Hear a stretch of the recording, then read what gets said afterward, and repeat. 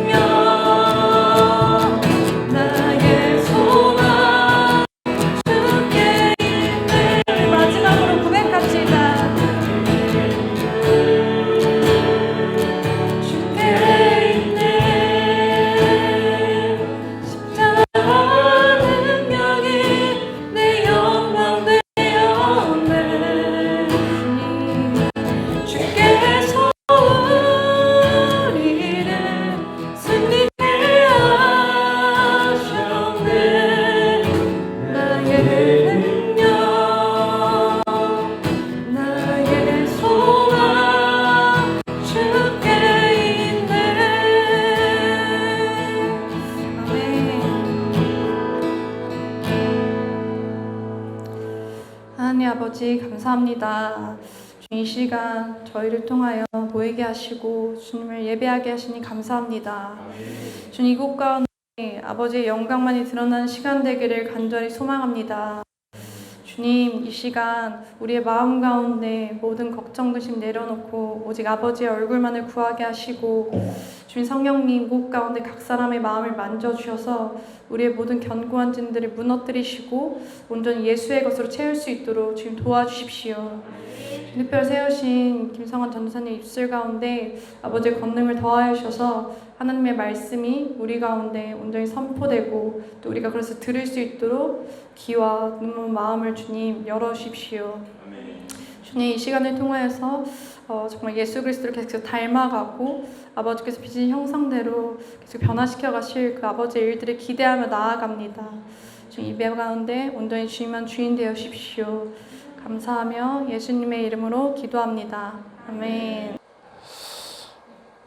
오늘 벌써 여러분 천국의 메시지 23번째 시간입니다. 오늘 주제는 천국의 심판. 부제로는 제가 왕의 심판으로 적었는데요. 같이 본문 말씀 같이 읽고 제가 먼저 읽고 여러분들이 번갈아 읽고 교독하도록 하겠습니다. 인자가 자기 영광으로 모든 천사와 함께 올 때 자기 영광의 보좌에 앉으리니. 네. 민족을 그 앞에 모으고 각각 구분하기를 목자와 양과 염소를 구분하는 것 같이 하여 양은 그 오른편에 염소는 왼편에 두라. 그때 임금이 그 오른편에 있는 자들에게 이르시되 내 아버지의 복받을 자들이여 나와 창세로부터 너희를 위하여 예비된 나라를 상속받으라. 내가 줄일 때 너희가 먹을 것을 주었고 목마를 때 마시게 하였고 나그네 되었을 때 영접하였고 배웠을 때 옷을 입혔고 병들었을 때 돌보았고 늑대 쳤을 때 와서 보았느니라. 이는 이에 의인들이 대답하여 이르되 주여 우리가 어느 때 주께서 줄이신 것을 보고 음식을 대접하였으며 목마르신 것을 보고 마시게 하였나이까. 어느 때 나그네 되신 것을 보고 영접하였으며 헐벗으신 것을 보고 울었나이까. 어느 때 병드신 것이나 옥에 갇히신 것을 보고 가서 배웠나이까 하리니. 임금이 대답하여 이르시되 내가 진실로 너희에게 이르노니 너희가 여기 내 형제 중에 지극히 작은 자 하나에게 한 것이 곧 내게 한 것이라 하시고. 또 왼편에 있는 자들에게 이르시되 저주를 받은 자들아 나를 떠나 마귀와 그 사자들을 위하여 예비한 영원한 불에 들어가라. 내가 줄일 때 너희가 먹을 것을 주었고 목마를 때 마시게 하였고 나그네 되었을 때 영접하지 아니하였고 나그네 되었을 때 영접하지 아니하였고 헐벗을 때 옷 입히지 아니하였고 병들었을 때 옥에 갇혔을 때 돌아보지 아니하였느니라 하시니. 그들도 대답하여 이르되 주여 우리가 어느 때 주께서 줄이신 것이나 목마르신 것이나 나그네 되신 것이나 헐벗으신 것이나 병드신 것이나 옥에 갇히신 것을 보고 공양하지 아니하더이까. 이에 임금이 대답하여 이르시되 내가 진실로 너에게 이르노니 이 지극히 작은 자 하나에게 하지 아니한 것이 곧 내게 하지 아니한 것이니라 하시니니. 그들은 영벌에 의인들은 영생에 들어가리라 하시니라. 아멘. 같이 기도하겠습니다. 하나님 감사합니다. 또 오늘 이 저녁에도 주님께서 저희를 모으시고 하나님 함께 찬양하며 예배드리며 경배할 수 있는 시간을 허락해 주셔서 너무나도 감사합니다. 오늘 우리 부족한 저의 입술로 하나님 말씀을 증거할 때 하나님의 마음에 영의 쉼을 얻게 해주시고 우리 함께 모인 이 청년들 마음에 예수의 생명이 가득 담겨지게 도와주시옵소서. 우리 마음의 문을 엽니다. 주 예수님 우리 가운데 함께 거하셔서 우리와 함께 먹고 마시는 놀라운 역사가 일어나는 예배가 되게 하여 주시옵소서. 예수님의 이름으로 기도드렸습니다. 아멘. 아멘. 기훈이가 만든 전도지 보셨나요? 네, 보니까는 말씀 한 구절이 저한테 딱 들어오더라고요. 같이 함께 보겠습니다. 요한계시록 3장 20절. 우리가 흔히 전도할 때 많이 쓰는 구절인데 같이 함께 읽겠습니다. 볼지어다 내가 문 밖에 서서 두드리오니 누구든지 내 음성을 듣고 문을 열면 내가 그에게로 들어가 그와 함께 더불어 먹고 그는 나와 더불어 먹으리라. 아멘. 보통 이제 우리가 예수님 초신자들 영접할 때 이 말 성경 구절 많이 쓰잖아요. 그렇죠? 예수님 우리 문 밖에서 우리를 기다리고 계신데 인격적인 예수님이 우리 마음의 문을 열 때까지 기다리고 계신다. 그러므로 지금 여러분이 예수를 구주로 영접하면 예수님께서 우리와 함께 우리 마음에 들어오신다.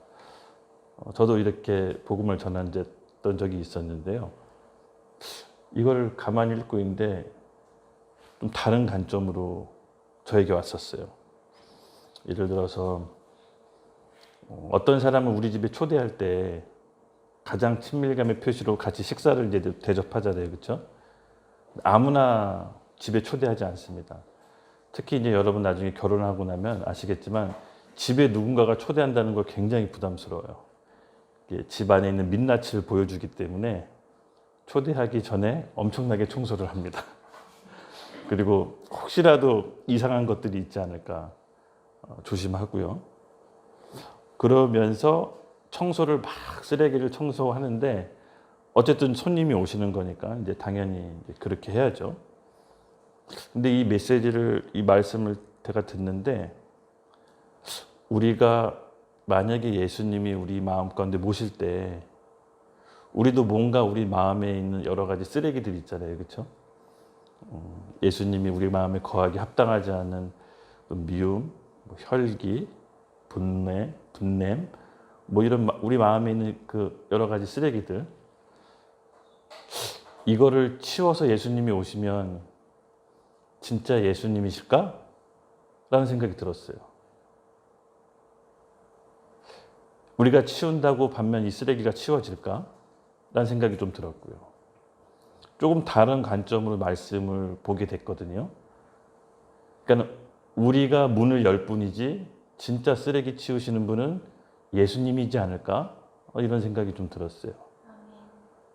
그래서 우리는 뭔가 손님을 초대하고 귀한 손님을 맞아들일 때 우리 안이 깨끗해야 손님이 온다라고 생각하는데 예수님은 그런 분이 아니셨다라는 감동이 들었어요. 우리 안에 있는 쓰레기를 치우러 오신 분은 내가 아니라 예수님이고 우리는 문을 열어줄 뿐. 결국 우리는 문을 열어야 예수님께서 오셔서 진정한 우리 내면의 쓰레기를 치우는데 우리가 뭔가 좀 이 말씀을 볼 때 착각하지 않았나? 내가 깨끗해야 예수님이 들어오는 걸까? 내가 뭔가 내면을 치워야 되지 않을까? 그런 생각을 하는데 전혀 다른 관점으로 왔어요. 우리 예수님은 우리 마음의 쓰레기를 치우러 오신 청소부다. 결국은 내가 해야 될 것은 문을 여는 거다. 문을 여는 거. 여러분 오늘 우리 말씀 들을 때 예수님이 우리 가운데 오셔서 우리 마음에 있는 쓰레기를 치울 수 있도록 문을 엽시다. 문을 엽시다. 예수님께서는 우리가 뭔가가 치워서 들어오시는 분이 아니라 우리가 뭔가가 깨끗하다고 해서 들어오시는 분이 아니라 원래 더럽다는 거 알고 오시는 예수님이 마음의 청소부입니다. 제가 그런 감동을 받았어요. 그래서 오늘 예배 가운데 우리가 말씀을 들을 때 마음의 문을 활짝 열고 주님을 받아들일 수 있도록 주님 내 안 좋은 구석, 내 아픔, 상처, 여러 가지 더러운 것들 다른 사람한테는 보여주고 싶지 않지만 주님이 다 아신다고 했으니 주님 이곳 가운데 들어와 주시옵소서. 오늘 제가 마음의 문을 엽니다. 문을 엽니다. 주님 오셔서 청소해 주십시오. 아직도 많은 크리스찬들이 예수님을 문 밖에 두고 내가 내 쓰레기를 청소하려고 애쓰는 것 같아요. 저도 그런 신앙생활을 꽤 오래 했던 것 같아요. 예수님을 믿고 구주로 영접했지만 여전히 내 마음 가운데 주인으로 모시지 못하고 내 마음의 문 밖에 놔두고 내가 청소하려고 애썼던 거. 주님 잠깐만 계세요. 내가 일단 빨리 먼저 청소할게요. 근데 예수님은 그런 게 아니었어요. 예수님은 우리가 문만 열기만 하면 들어와서 청소해 주신다라는 거를 좀 뒤늦게 깨달았어요. 우리가 예수님을 받아들입시다. 받아들이는 건 무엇이냐? 여기 잠깐 성경 구절 다음 구절 한번 보여주시겠어요? 요한복음 14장 20절에서 21절. 받아들이고 문을 여는 것이 무엇인지를 말씀 구절을 통해 한번 찾아보겠습니다. 같이 읽을게요. 시작. 그날에는 내가 아버지 안에 너희가 내 안에 내가 너희 안에 있는 것을 너희가 알리라. 나의 계명을 지키는 자라야 나를 사랑하는 자니 나를 사랑하는 자는 내 아버지께서 사랑을 받을 것이고 나도 그를 사랑하여 그에게 나타내리라. 아멘. 예수님이 우리 안에 거하시기 위해서는 우리가 그의 말씀과 계명을 지키고 사랑해야 됩니다. 그래야 예수님이 우리 가운데 오시는 겁니다. 결국은 문을 연다라는 것은 예수님의 말씀을 지키는 거예요. 오늘 말씀 가운데 잘 나와 있지만 나의 계명을 지키는 자라야 나를 사랑하는 자니 나를 사랑하는 자는 내 아버지의 사랑을 받을 것이요. 여러분 아버지의 사랑을 받을 준비가 되어 있습니까? 네. 그렇다면 예수님께 문을 열고 오늘 그 말씀을 들을 준비를 하십시오.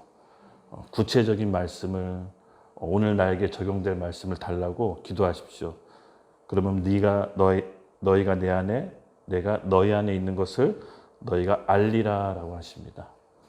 그리고 하나님 말씀 진리이신 예수 그리스도의 말씀이 우리 가운데 영에 심겨질 때 마음판에 새겨질 때 예수가 우리와 함께 있게 되는 것입니다. 그랬을 때 그 말씀을 믿음으로 순종하면 저는 예수님께서 우리 가운데 말씀으로 우리 내면을 청소해 주신다라고 봐요. 예수님께 내 마음을 들여놓지 못하고 내가 안정감을 취하려고 했던 그 모든 것들 사실은 쓰레기를 부여잡고 사는 거랑 똑같다는 생각이 들었어요. 좀 민망했어요. 이 얘기 하는데 왜냐면 우리 집이 좀 더러워서 제가 아침에 이렇게 막 여기 나올 때 좀 청소를 했는데 A에 있는 집들은 다 그래요. 우리 집이 특별히 더럽다는 게 아니라 A에 있는 집들이 원래 다 그렇습니다. 그렇죠? 근데 이렇게 막 치우다가 어느 순간 이 쓰레기가 하나둘씩 치우다가 소파 밑에 뭐 어디 냉장고 밑에 계속해서 나오더라고요. 이게 치워질 수 있는 게 아니더라고요. 조금 치웠다 싶으면 다른 데 눈에 보이고 또 장롱 밑에, 이불 밑에 뭐 과자, 부스러기 뭐 이런 것들이 하염없이 나왔어요. 근데 제가 그 쓰레기들을 딱 봤을 때 들었던 감동이 뭐였냐면은 이 쓰레기가 도대체 뭘까? 일상생활에서 하나님의 메시지를 듣는 걸 좀 저는 약간 좋아하거든요.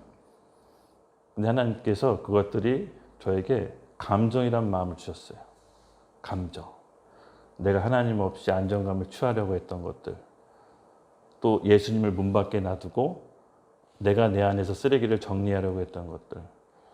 이것이 감정이라는 걸로 내가 강하게 밀착해서 결국은 예수님의 말씀을 받아들이지 못하고 내 생각, 내 기분, 내 감정에 의해서 내가 삶을 예수님의 말씀과 반대대로 살았던 그 모든 것들이 죄라는 감동을 줬어요. 그럼 오늘 이 쓰레기를 예수님께 정말 드린다면 표현이 좀 그렇지만 예수님을 우리 마음 가운데 모시고 오면 이 쓰레기를 처리해 주신다라는 감동이 들었습니다. 그러므로 오늘 우리가 마음을 의지적으로 문을 엽시다. 우리가 해야 될 것은 문을 여는 것이고요. 쓰레기는 예수님께서 청소해 주실 것입니다. 아멘. 너희가 내 안에 거하고 내 말이 너희 안에 거하면 무엇이든지 원하는 대로 구하여라. 요한복음 15장 7절 말씀입니다. 우리가 먼저 예수님 안에 거하는 겁니다. 그래야 예수님 말씀이 우리 가운데 심겨지는 거고 이때 무엇이든지 원하는 대로 구하는 것은 믿음으로 구하는 것입니다. 우리가 믿음으로 그렇게 구하기로 선택했을 때 주님께서 우리 영향에 강하게 작동하십니다. 결국은 믿음은 선택이라고 전에 한번 제가 얘기한 적이 있었죠. 우리가 무엇을 선택하긴 간에 믿음을 더해서 하는 선택은 우리의 영의 말씀 안에 작용을 합니다. 우리 마음판에. 그러므로 여러분 우리가 계속해서 마음과 생각과 감정에 휘둘릴 것이 아니라 말씀을 붙잡고 그 말씀을 고백합시다. 소리내서. 그럼 우리 영에 예수님의 생명과 쓰레기를 정리하는 작용을 하게 됩니다. 저는 이 말씀의 능력을 믿어요. 저도 여러 가지 사방에 우격사짐을 당한 것처럼 어렵고 힘들고 공격당할 때가 있을 때가 있는데 그때마다 정말 이 예배실에 나와서 말씀을 선포하며 기도했거든요. 지금 우리가 이 매일 예배를 드리는데 사실 매일 예배를 어느 날 갑자기 드렸다고 생각했지만 하나님께서는 오래전부터 준비하고 계셨다는 생각이 들었어요. 우리가 매일 예배 드리기 전에 성전 기도라고 시간 정해서 기도를 했었죠. 그리고 그 전에 저는 여기 밤에 혼자 밤 11시나 1시 때 혼자 기도하는 훈련을 1년 정도 했었어요. 근데 하나님께서는 우연이라고 생각했지만 그 어떤 1년의 과정 통해 하시고 싶은 일이 있으셨던 것 같아요. 그게 이제 매일 예배라는 걸로 공동체적으로 이제 표출이 됐고 그 가운데 하나님의 나라와 천국에 대한 메시지도 같이 이제 나오게 됐거든요. 그래서 오늘 우리 하고자 하는 메시지, 종말을 사는데 마지막 심판 때 우리가 어떤 마음과 태도와 자세로 살아야 되는지를 오늘 우리 메시지 통해 잘 우리가 하나님의 말씀을 받기를 바랍니다.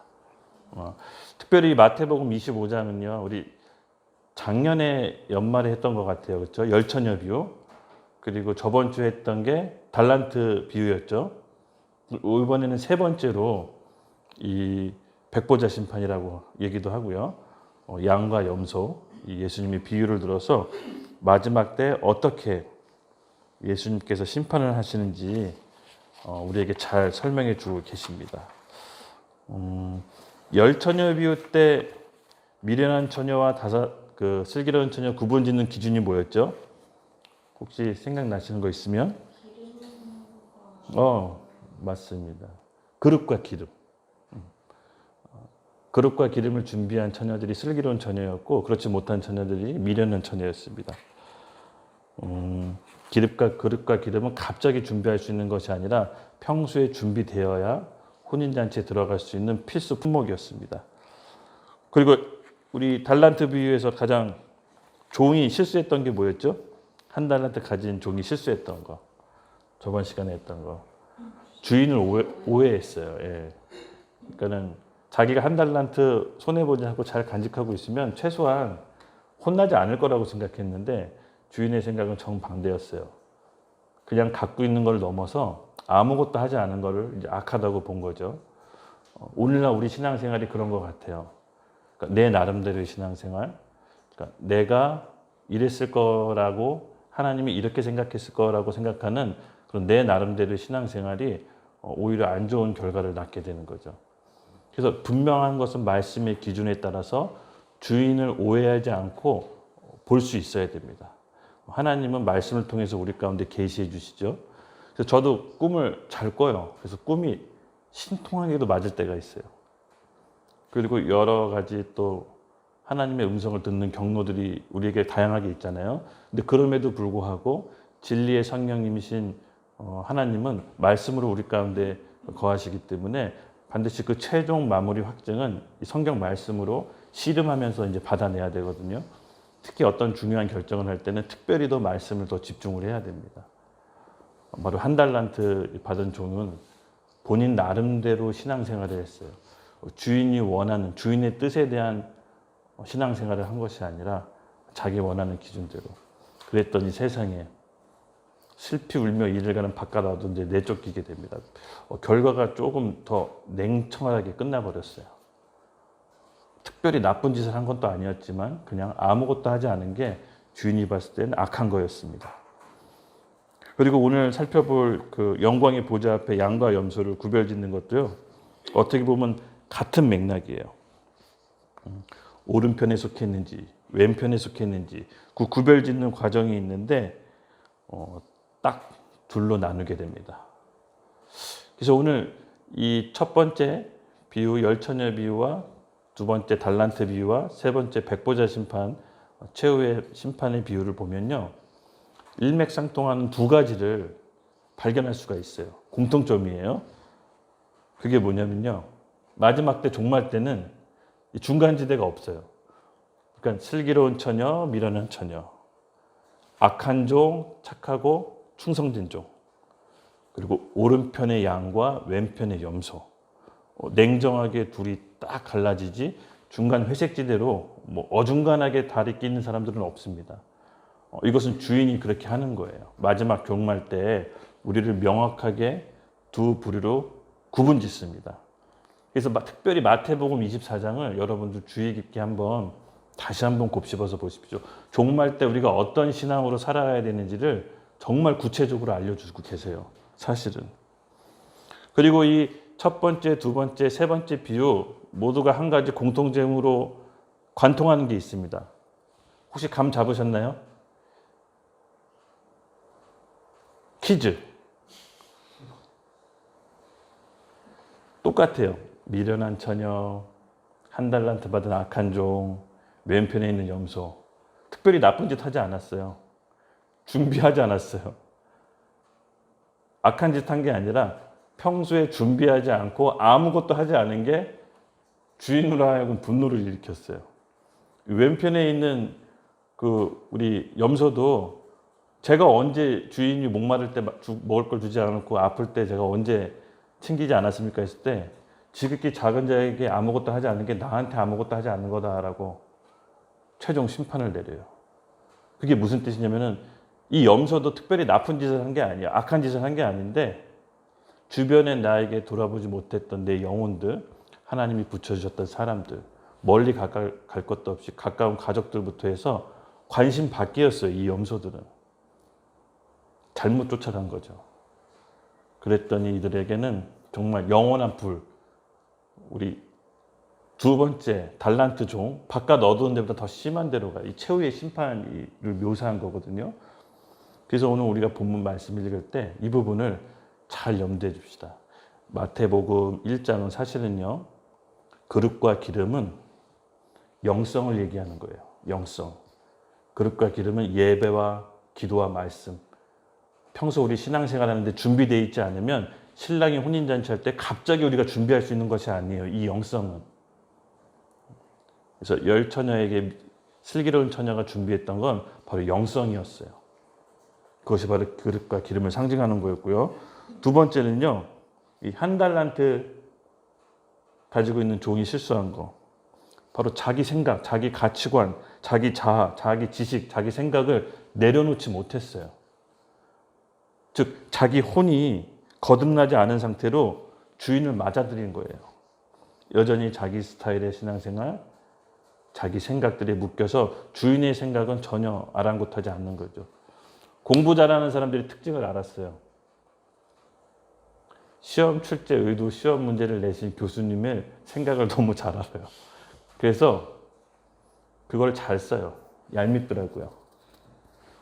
저 같은 사람은 막 그래도 불구하고 제 생각을 쓰기 때문에 점수가 낮게 나오는데 공부 잘하는 사람들은 자기 생각을 꺾고 교수님이 원하는 답을 쓰시더라고. 그러니 늘 우등생을 받죠. 바로 그거예요. 이 한 달란트 받은 종은 자기 생각이 하나님의 생각, 주인의 생각보다 더 앞서 있었어요. 즉 혼에 관한 거예요.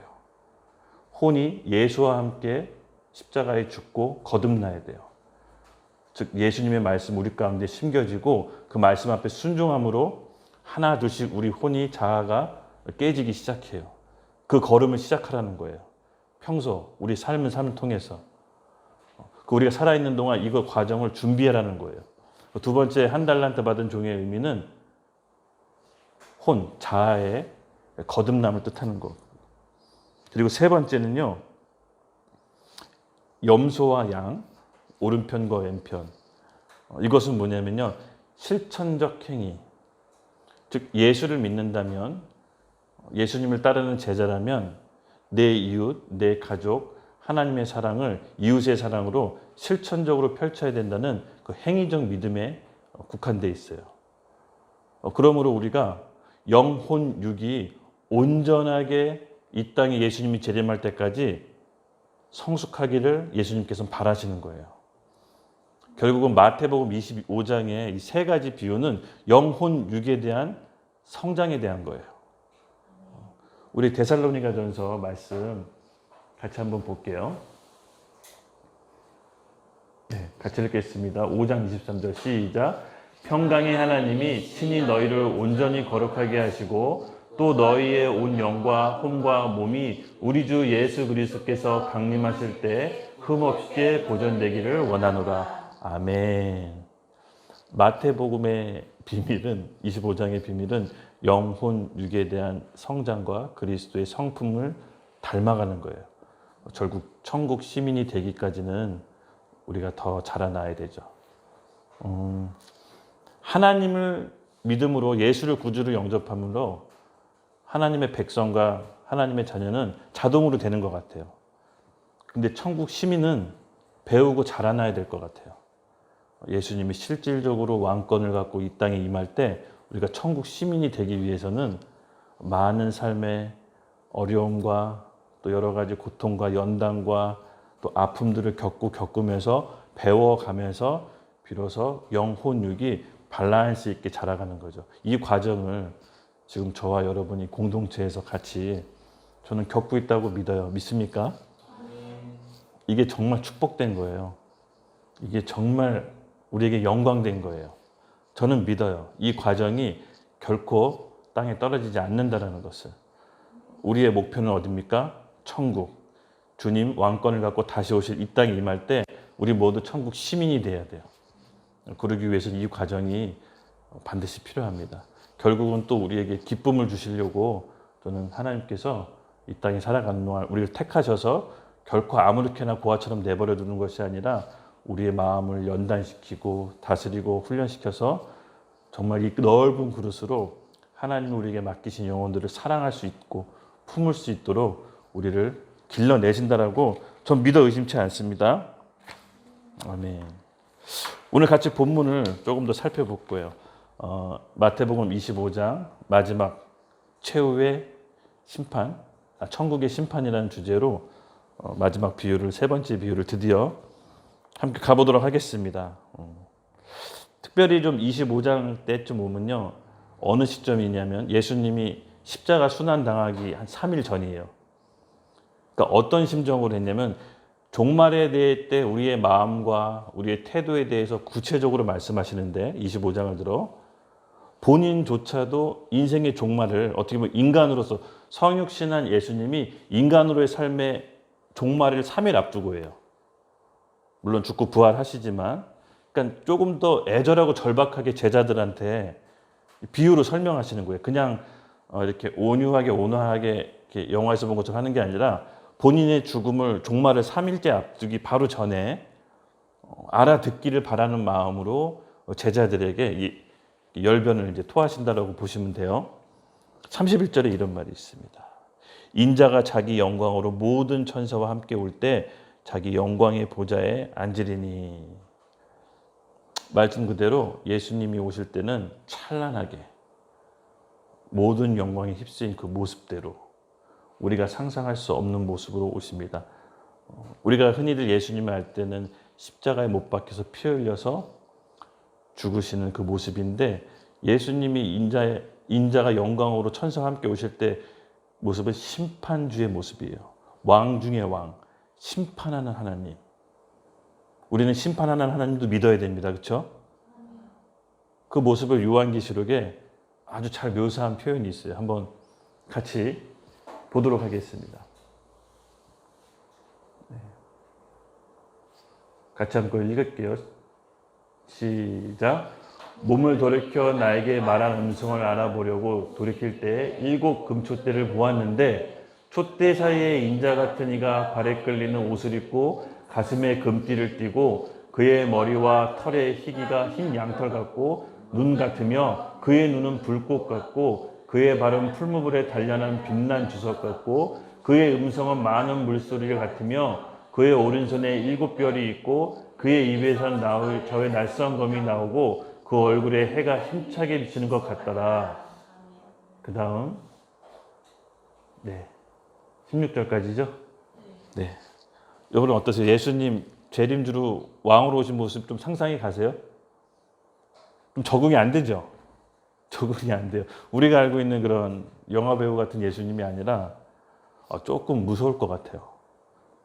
진짜 왕으로 오세요. 세상을 심판하시는 정의롭고 공의롭고 어떠한 말에도 이제 흔들리지 않는 예수님이 기준, 이 세상의 기준을 실제로 눈으로 볼 때 이 모습으로 오신다고 합니다. 좌우에 날선 양난검, 오른손에 7 별, 얼굴은 환한해, 머릿속은 흰 양털같이 순. 그림으로 나중에 한번 그려주세요. 누가 그릴 수 있으면. 그게 예수님의 오시는 모습이라고 합니다. 우리가 오해하지 말아야 돼요, 주인을. 예수님이 이 땅에 재림하실 때 그의 사랑하는 백성들, 그 제자들에게는 본인이 올 때 어떠한 일이 일어나는지를 24절에도 자세히 설명해 주고 계세요. 우리가 예수님에 대해서 물론 우리를 구원하시고 사랑으로 우리를 인도해 주시지만 이 심판주에 대한 생각도 종말론적 신앙도 늘 갖고 있어야 됩니다. 전 지구적인 종말이 있는가 하면 사실 우리 개인적인 종말이 언제 있을지는 몰라요. 일주일 후에 있을지 한 달 후에 있을지 이렇게 재밌게 얘기하고 잘 지내다가도 언제 내 개인의 종말이 올지 모르는 게 우리의 정말 풀뿌리 같은 인생입니다. 그러므로 늘 우리는 종말론적 신앙을 갖는 건 기독교 신앙에서 자연스러운 거예요. 그것이 이상한 게 아닙니다. 그래서 우리는 예수님을 우리가 개인적으로 종말을 맞이해서 만나건 예수님이 실제로 이 땅에 왕권으로 재림하건 어차피 만나야 되는 운명에 처해 있는 겁니다. 그런 예수님을 우리가 살아가는 동안 늘 사모하고 사랑합시다. 31절 이렇게 묘사된 게 요한계시록에 잘 표현되어 있어서 그걸로 대신 설명하면 될 것 같아요. 정말 전 우주적으로 장엄하고 화려한 모습으로 오실 겁니다. 그리고 32절에는 모든 민족이 그 앞에 모으고 각각 구분하기를 목자가 양과 염소를 구분하는 것 같이 하며 모든 민족들을 모읍니다. 예수 믿는 민족, 믿지 않은 민족, 예수님이 정한 시간과 때가 되면은 결국 다 모으게 됩니다. 그래서 마지막 심판 때에는 누구도 이 심판을 피할 수가 없는 겁니다. 목자가 양과 염소를 구별짓는다고 하는데 옛날 그 팔레스타인 지역에는요, 낮에는 양과 염소를 함께 섞어서 키웠다고 그래요. 포를 뜯을 때. 근데 밤이 되면 두 가축이 성질이 너무 달라서 함께 둘 수가 없다고 합니다. 양은 굉장히 더운 동물이고 염소는 추운 동물이라 염소는 따뜻하게 해줘야 되고 양은 그냥 대충 이렇게 해도 잠을 잘 잔다는데 그 둘은 목자가 저녁이 되면 가른다고 해요. 이 팔레스타인의 가축을 기르는 습성을 비유로 이 마태가 지금 마지막 심판을 적은 겁니다. 결국은 목자가 저녁이 되면 낮에는 섞어 키우다가 어느 시한과 때가 되면 구별짓는 때가 오는데 그것이 마치 목자가 양과 염소를 가르는 것 같더라. 33절 양은 그 오른편에 염소는 그 왼편에 두리니 마지막 때는요 명료하게 구별짓습니다. 아까도 얘기했지만 회색지대가 없고요. 오른편, 왼편, 양, 염소 딱 정확하게 구별짓게 됩니다. 그것이 마지막 때의 특징입니다. 오른편에 있는 자는 하나님의 영광에 참여하는 자가 되고 왼편에 있는 자는 영원한 멸망 가운데 떨어진다고 얘기합니다.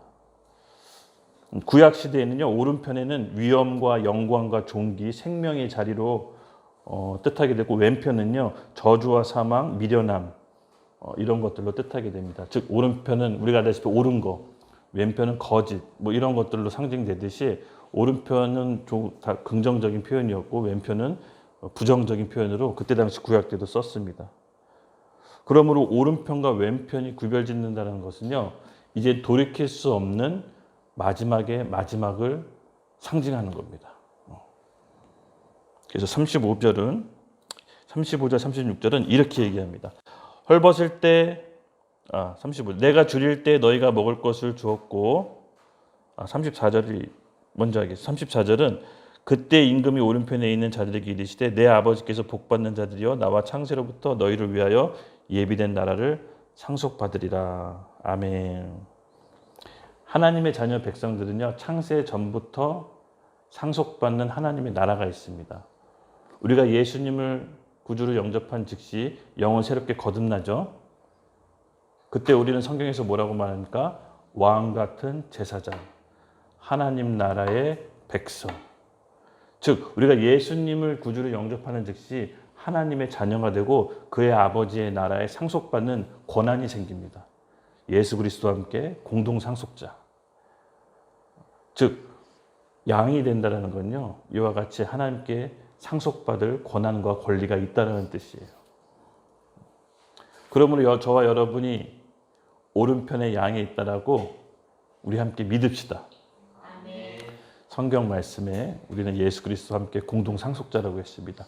마지막 심판은 결국 그리스도를 쫓고 믿고 시련과 환난을 견디는 사람에게는요 정말 혼인잔치가 되는 거고 그토록 기다리던 신랑과 혼인잔치를 하는 거고, 그렇지 않은 반대편에게는 정말 저주와 참혹한 심판이 있을 뿐입니다. 결국은 마지막 심판은 두려워하느냐 기다리냐는 우리 마음 상태에 무엇을 품고 있느냐를 보면 돼요. 아까도 서두에도 얘기했지만 우리 안에 쓰레기가 가득한지 아닌지, 쓰레기가 가득하다면 예수님을 모셔오는 겁니다. 그랬을 때 하나님께서 우리 마음에 먼저 천국이 임해야 된다라고 얘기하시는 겁니다. 바로 하나님 나라에 상속받는 우리에게는 하나님께서 주시는 어마어마한 천국의 나라가 기다리고 있습니다. 이것을 우리가 함께 믿음으로 취해야 될 것 같아요. 왜 오늘 메시지가 중요하냐면요, 천국이 추상적이고 이상적인 게 아니라 실제 우리의 삶에 어떤 태도를 사느냐에 따라서 이 땅에 임할 때 같이 들어간다라는 매우 현실적인 얘기를 하고 있는 거예요, 사실은.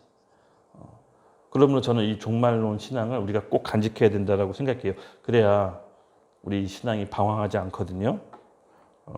35절에 이렇게 얘기합니다. 내가 줄일 때 너희가 먹을 것을 주었고, 목마를 때 마시게 하였고, 나그네 되었을 때 영접하였고, 헐벗을 때 옷을 입혔고, 병들었을 때 돌보았고, 옥에 갇혔을 때 와서 보았느니라. 이에 의인들이 깜짝 놀라서 대답합니다. 이르되 주여, 우리가 어느 때 주께서 줄인 것을 보고 음식을 대접하였으며 목마르신 것을 보고 마시게 하였나이까? 어느 때 나그네 되신 것을 보고 영접하였으며 헐벗은 것을 보고 옷을 입혔나이까? 라고 자기도 모르는, 오른편의 양들은 자기도 모르는 선행을 이렇게 반문합니다. 주님, 저는 그렇게 한 적이 없는데요. 전 주님께 그렇게 한 적이 없습니다. 근데 그래서 놀라운 반전이 있는데 예수님께서 뭐라고 말씀하시냐면요, 임금이 대답하여 이르시되, 40절입니다. 내가 진실로 너에게 이르노니 너희가 여기 내 형제 중에 지극히 작은 자 하나에게 한 것이 곧 내게 한 것이라 하시고, 내 형제 중에 지극히 작은 자를 본인과 동일시합니다. 이들은 중요한 포인트가 뭐냐면 어떤 하늘의 상급을 바래서 외식이나 형식적으로 헐벗고 가난한 사람을 도운 게 아니었던 거예요. 그냥 예수님을 믿는 사람으로서 주의 하나님의 백성으로 합당한 삶을 믿음으로 실천했던 것 같아요. 근데 전혀 반전이 일어났던 게 예수님께서는 지극히 작은 자에게 한 것이 꼭 나에게로 한 거다라고 전혀 뜻밖의 얘기를 하십니다. 그랬더니 이렇게 얘기합니다. 임금이 대답하여 이르시되 진실로 한 것이라 하시고, 41절 하겠습니다. 또 왼편에 있는 자들에게 이르시되 저주를 받는 자들아, 나를 떠나 마귀와 그 사자들을 위하여 예비된 영원한 불에 들어가라 라고 왼편에 있는 자들에게는 저주와 심판의 말을 합니다. 이에 의인들이 갑자기 선생님이 생각을 했던 것 같아요. 자기도 생각하지 못했던 그런 선행과 사랑의 실천이 내가 이렇게 예수님을 사랑한 거에 대한 신앙의 표출로 나왔다는 것에 기쁨과 함께, 또 마지막 왼편에 있는 사람들은 그렇지 못한 것에 대해서 대제적으로 상대적으로 보여주면서 정말로 칼같이 하나님께서 가르치는 것을 눈앞에서 보게 되는 거죠. 여기서 중요한 거는 내 형제, 그리고 지극히 작은 자, 이 부분이 좀처럼 풀이가 안 됐었어요, 사실은. 이게 좀 어렵더라고요. 왜 어려웠냐면은 내 형제가 정말 이 인류 모든 사람, 예수님을 믿는 사람, 믿지 않는 사람을 말하는 건지, 아니면 예수님을 믿는 특정한 제자들을 얘기하는 거지. 그리고 지극히 작은 자, 그러니까 사회적으로 소외받고 좀 어려운 이웃을 얘기하는 건지, 아니면 내 형제 중에, 예수 믿는 자 중에 어려운 사람을 얘기하는 건지 풀이가 잘 안 됐어요. 그래서 주석책을 몇 개 봤는데 와, 각각 입장이 다르더라고요. 너무 신기했어요. 어떤 성경 해설은 내 형제 중에 지극히 작은 자는 예수 믿는 사람들 중에 소외받은 사람이라고 풀이를 해놨어요. 또 어떤 성경은 모든 사람, 모든 백성, 믿지 않는 사람, 믿는 사람, 모든 백성에 대해서 예수님이 얘기한 거라고 풀이했어요. 그래서 이 부분을 붙잡고 씨름했어요. 기도했어요. 왜냐하면 이게 지금 심판에 관한 문제였기 때문에 내 형제 중에 지극히 작은 자한테 한 게 나한테 한 거라고 했거든요. 그래서 이 부분에 놓고 좀처럼 해석이 안 돼서 좀 기도하면서 씨름했는데 하나님께서 저에게 일종의 완전히 비밀은 딱 명쾌하게 말씀해 주시지 않았지만 제가 납득할 수 있는 수준에서 멈췄었어요. 여러분 그거 아세요? 혹시 성경을 해석할 때 하나님께서 딱 알려주시지 않은 거는 거기까지 멈춰야 돼요. 그것을 더 설명하려고 하거나 말을 이어가려고 해석하다 보면은 잘못된 해석과 이단 사상이 또 나오거든요. 그래서 성경이 알려주시는 것까지 멈춰 서는 게 설교자들의 어떻게 보면 성경을 대하는 태도거든요. 근데 딱 명쾌하지는 않지만 저에게 하나님께서 말씀해 주시는 부분과 선이 있었어요. 그래서 내 형제는 여기서 보니까 그 헬라어 원문 찾아보니까 아멜포스라는 헬라어 단어인데요. 임금의 형제라고 뜻합니다. 즉 예수 이름으로 예수님을 구주로 영접한 사람들을 뜻하는 뜻인 것 같아요. 아멜포스, 내 형제라는 말이 그렇게 나와 있더라고요. 즉 내 형제라는 말은 예수님을 구주로 영접한 크리스찬들이라고 해석이 됐어요. 근데 지극히 작은 거야. 내 형제 중에 지극히 작은 자. 과연 형제 중에 크리스찬 중에 소외되고 어렵고 힘든 사람들만 국한된 거냐? 그러면은 구원의 그 폭이 너무 좁아지는 거예요. 이게 백보자 심판, 마지막 심판이.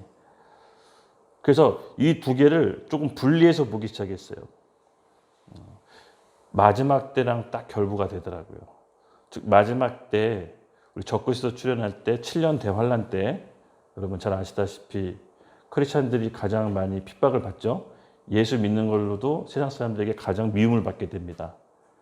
근데 이때 예수 믿는 사람들을 미움 받을 때 이 사람들이 내 형제 중에 지극히 작은 자가 될 수가 있겠구나라는 생각이 들었어요. 우리가 마지막 때 그 요한계시록에 보면 이마나 손목에 표를 받지 말아야 되잖아요. 표를 받으면 상거래를 못하고 경제적으로 사회적인 그 시스템을 우리가 갖추지 못한 채 살아가게 돼요. 그러면은 지극히 작은 자가 될 수밖에 없어요.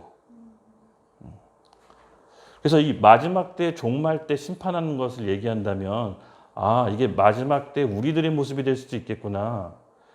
내 형제 중에 지극히 작은 자. 그렇게 보니까는 조금 마지막 때 펼쳐진 상황이라고 매치되다 보니까 이 말씀 해석이 좀 풀어졌어요. 어차피 이게 종말 때 얘기니까. 근데 한편으로는 저도 아까 제가 서두에 얘기했죠. 우리는 개인적인 인생의 종말도 찾아온다고. 그렇죠? 개인적인 인생의 종말을 맞이할 때 그럼 우리가 어떤 삶의 태도를 가져야 되냐. 이 관점으로 봤을 때는 하나님을 사랑한 우리는 이웃사랑을 해야 된다는 생각이 들었어요. 즉 개인의 종말, 그것도 예수님을 만나게 되잖아요.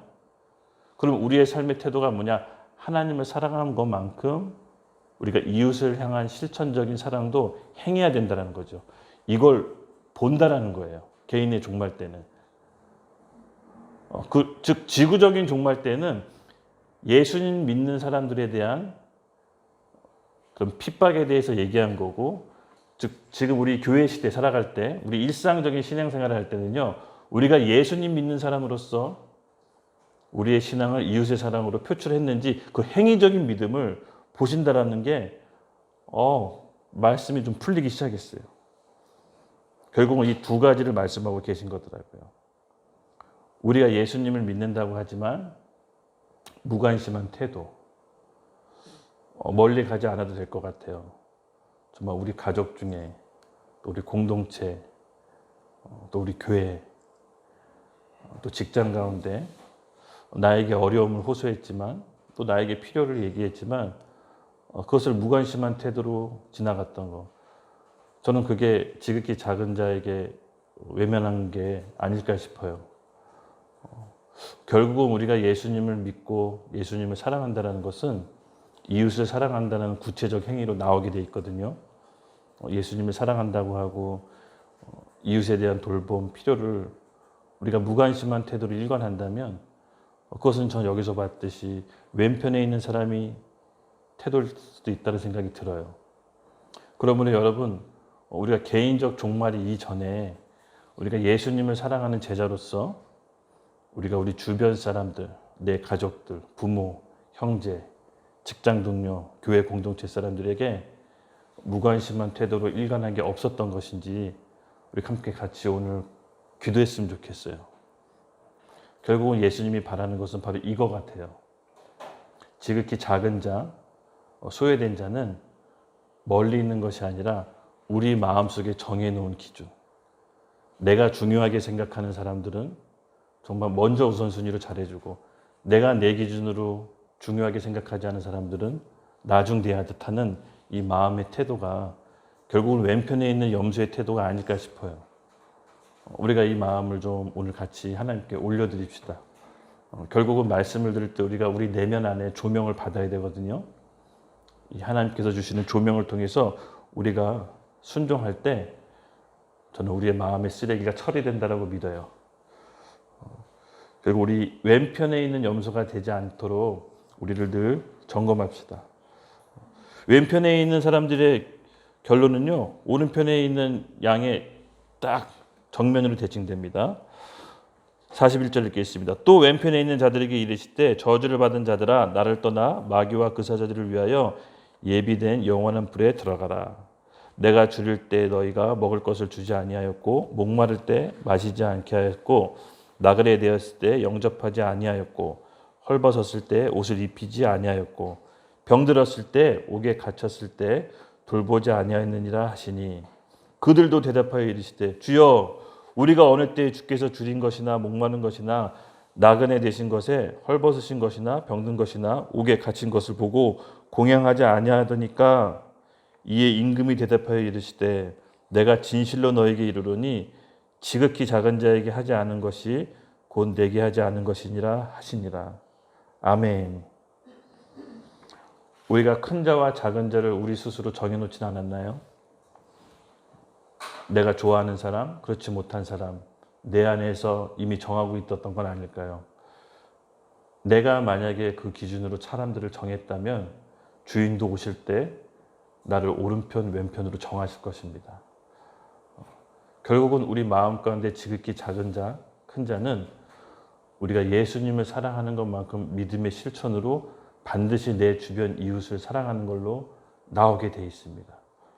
오늘 되게 어떻게 보면 놀라운 얘기인데, 예수님의 이 마지막 최후 심판 판단 기준에 놀라운 얘기인데, 종말 때를 살아가는 우리가 모르겠어요. 우리가 이렇게 살아가는 동안 정말 성경에서 말하는 7년 대환란을 맞이할지 안 맞이할지 모르겠으나 만약에 맞이한다면 정말 예수님 믿고 지극히 작은 자, 핍박받는 자를 우리가 도와야 되고 또 우리가 핍박받는 자가 될 수도 있고요. 그렇지 않고 우리 개인적인 종말을 맞이하는 이 교회 시대에 살고 있다면 정말 예수님 믿는 사람으로서 우리 안에 있는 무관심한 태도를 하나님께 오늘 올려드립시다. 아까도 얘기했지만 25장에 세 가지 비유에 공통적으로 일관되게 관통하고 있는 주제가 뭐였냐면은 특별히 나쁜 짓을 한 게 아니었어요. 그냥 무관심한 거예요. 게을렀던 거고 자기가 받은 것을 썩혔어요. 미련한 다섯 처녀 준비하지 않았어요. 그릇과 기름 준비할 시간이 있었어요. 그러나 없어서 슬기로운 처녀에게 달라고 했지만 그것은 줄 수 있는 게 아니었어요. 한 달란트 받은 종 시간이 있었어요. 그 주인의 돈을 관리하다가 장사하다 손해보는 게 문제가 아니라 아무것도 하지 않은 게 주인이 악하다고 본 거였어요. 마찬가지로 이 왼편에 있는 염소들도요, 특별히 나쁜 짓을 한 게 아니라니까요. 죄를 지은 게 아닌데 예수님의 뜻을 받들지 않고 자기가 예수님 믿는다고 하면서 주변에 있는 소외된 지극히 작은 자를 돌보지 않은 것뿐이었어요. 그것뿐이었어요. 어쩌면 마음속에 천국 간다라고 생각할 수도 있었을 것 같아. 우리 그렇지 않나요? 우리 은연중에 나는 그래도 천국에 갈 수 있다라는 최소한 천국 간다는 마음 있지 않나요? 그 믿음의 바탕에 다른 사람의 아픔과 고통의 호소에 무관심했다면 오늘 우리가 왼편에 있지 않나 한번 생각해 봐야 될 것 같아요. 우리가 같이 함께 기도합시다. 저는 하나님께서 오늘 이 메시지 준비할 때 아까도 서두 얘기했지만 예수님께 마음을 열고 우리 마음 가운데 진짜로 청소부로 모신다면 청소해 주실 거라고 믿어요. 그래서 우리 예수님은 항상 늘 생명이시고 우리 살리시고 우리에게 소망 되시기 때문에요. 우리 같이 예배하며 기도하는 도중에 우리 마음 가운데 있는 쓰레기를 오늘 처리합시다. 주님, 우리 같이 한번 기도 제목이 있는데 이거 기도할게요. 하나님을 믿는다는 것이 무엇인지 생각하면서 내 주변 가족, 부모, 형제가 나에게 어려움을 호소했는데 내가 무관심한 게 있었다면 오늘 주님 알려주시고 회개하게 해주시옵소서. 왼편에 있는 염소가 되지 않기를 원합니다. 주 우리가 예수님의 마음밭에 진정으로 모십니다. 주 우리가 올려드립니다. 나의 무례함, 교만함, 이 모든 것들을 주님께 올려드립니다. 주님, 우리 마음 가운데 중요한 자, 덜 중요한 자, 우리가 기준을 정해서 사랑했던 것을 회개합니다. 아버지 안에 우리에게 무한한 사랑을 주시고 우리의 마음의 쓰레기와 더러움을 다 아셔서 아시는데도 불구하고 우리 마음 가운데 오셔서 우리를 사랑했듯이 우리도 우리를 다른 영혼들을 사랑하기를 원합니다. 주님, 우리 마음 가운데 찾아주시옵소서. 마음의 문을 엽니다. 제가 무관심했던 그 모든 태도를 주님 앞에 올려드립니다. 주님, 제 영을 깨우시고 제 영을 소생시키셔서 말씀과 생명에 반응하며 주님, 이 땅을 살아가는 동안 천국 시민이 다다를 때까지 주여 우리를 이끌어 주시옵소서. 갈급한 우리 마음 가운데 하나님 생명수 같은 말씀 우리에게 부어주셔서 천국 시민으로 다자랄 수 있도록 주여 우리를 견인해 주시고 이끌어 주시고 인도해 주시고 포기하지 말아 주시고 영원한 생명으로 갈 수 있도록 우리를 붙잡아 주시옵소서. 성령 하나님 의지합니다. 성령님 이 시간 의지합니다. 우리는 할 수 없으나 하나님께서는 하실 수 있다고 하셨으니 우리 주의 의지 앞에, 십자가 의지 앞에 나갑니다. 주 예수의 보혈로 우리의 마음의 쓰레기를 온전히 씻김 받을 수 있도록 주여 우리 하나님 앞에 마음의 문을 열고 나갑니다. 우리 주여 기도하는 가운데 성령 하나님 오셔서 우리 마음속 깊은 곳에 있는 쓰레기를 청소하게 해달라고 우리 같이 주여 외치고 기도하겠습니다.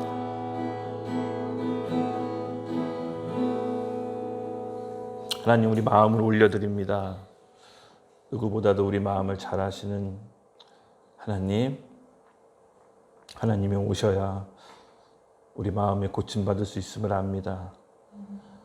우리 마음 가운데 깊은 염려와 두려움, 그 모든 것을 우리 하나님 다 아시오니 우리 마음 가운데 거하사 영원토록 우리와 함께 하시고, 또 우리가 죄지은 것들, 우리가 교만한 것들, 우리 감정과 생각에 의지해서 했던 모든 결단과 계획들 오늘 주님 앞에 다 쓰레기로 올려드립니다.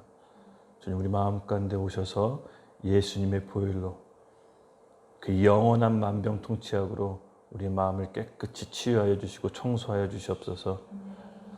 창조주의 능력, 우리 그리스도의 보혈을 의지하며 나가는 우리 청년들에게 오늘 이 밤 우리 마음 가운데 모든 무거운 짐과 번뇌와 두려움이 나사렛 예수 그리스도의 이름 명하노니 다 깨끗이 떠나갈지어다. 아멘.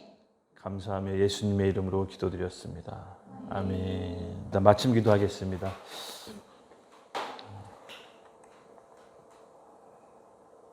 하나님 감사합니다. 오늘도 예배 가운데 저희와 함께 해주시고 저희 예배를 기뻐 받아주심을 감사합니다.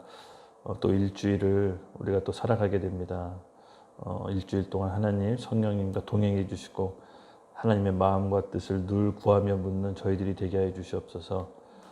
주님의 천국 시민권으로 자랄 수 있도록 우리와 늘 함께 해 주시고 이 땅에 천국이 임할 때 모두 다 들어가서 하늘나라의 아버지의 하늘나라를 상속받는 자녀로서 귀하게 쓰임 받을 수 있도록 저희를 만들어 주시고 이끌어 주시옵소서.